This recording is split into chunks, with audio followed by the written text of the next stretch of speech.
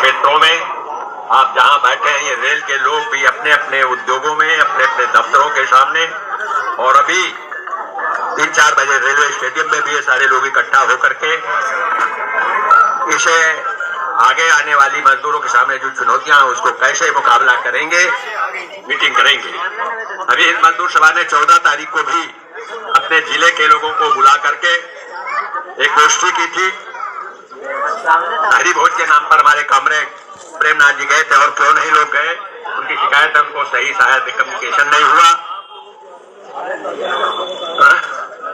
वही बुलाया सबको था, लेकिन वो ठीक शिकायत है वो, मैं हमसे भी कहा लोगों ने। लेकिन मैं अभी परसों में ईपीएफ की यहाँ मीटिंग थी, और उस मीटिंग में अभी जो साथी बता रहे थे, जो रिकॉर्ड दिया गया है किस तरह से एम्प्लॉयमेंट की, इतना रोजगार दिया गया, इतना लाख जो बताते हैं, इतनी नौकरी दी गई, और फिर वो दूसरे महीने वो कवरेज दिखा करके ईपीएफ में, तो वो मजदूर का पैसा भी गया, नौकरी भी गई, वो रिकॉर्ड फिर दूसरा नया रिकॉर्ड बन जाता है। वो इसकी सूची भी दी गई है। एचसीएल जैसे कारखाने में 5 करोड़ रुपया मजदूरों का पीएफ का पैसा रिकवरी होकर जमा है।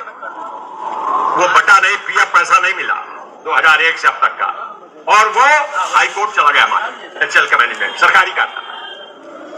पहले जो लोग थे रिटायर्ड हो गए हैं, रिटर्न की नौकरी से लड़ रहे हैं, उनका पैसा सारे प्रदेश का, देश का यह हाल है। हमारे 9 रीजन है पीएफ का, बहुत महत्वपूर्ण है। ये लिंक इंश्योरेंस भी है, ये 76 से कानून है, कितने लाभ ले पाते मैं नहीं जानता। ये एसआई एक्ट है, लेकिन आने वाले दिनों में ये जो अभी आया 4 कोड बन रहा है सोशल सिक्योरिटी का, जब कानून के रहते हुए कानून का पालन नहीं हो रहा, 0 हो गया है, तो बाकी क्या होगा। तो मैं आज के अवसर पर केवल इतने कहूंगा कि अब समय आ गया है। इस देश पर मुगलों ने शासन की, बहुत दिन तक की, अंग्रेजों ने शासन की, बहुत दिन तक की, उनको भी जाना पड़ा।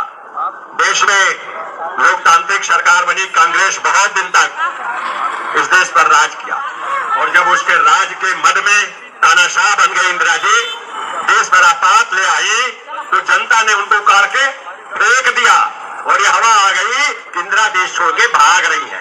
लेकिन वो आयरन लेडी कहते थे, और एक नई सरकार, जनता पार्टी की सरकार, जिसमें सारे लोग थे जो कांग्रेस को छोड़ के, वो जो आज भारतीय जनसंघ सोशलिस्ट थे, कम्युनिस्ट थे, सारे लोग ये सीटू के लोग मंत्रिमंडल में थे, वो भी सरकार चली गई।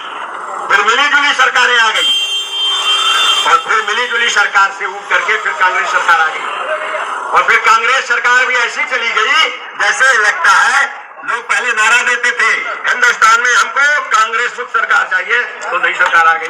अब वो सरकार जाएगी, इसमें कोई शक नहीं। 100 साल पहले जो हमारी स्थिति थी, आज हम वहां खड़े हैं। घोर पूंजीवादी व्यवस्था है, और हिंदुस्तान के किसान और मजदूर को एक झंडे के नीचे एक होकर के एक स्वर से इस आर्थिक गुलामी के खिलाफ बिगुल बुझाना है। सबसे पहले समझना होगा हम आर्थिक गुलामी के चंगुल में कैसे फंसते जा रहे हैं, और अगर हम इसको और कर लिया तो फिर हम तड़पड़ाएंगे, भूखे नहीं मरेंगे, रोटी मिलेगी, सम्मान तो बिल्कुल ही खत्म हो जाएगा। ये इन शब्दों के साथ आप सबका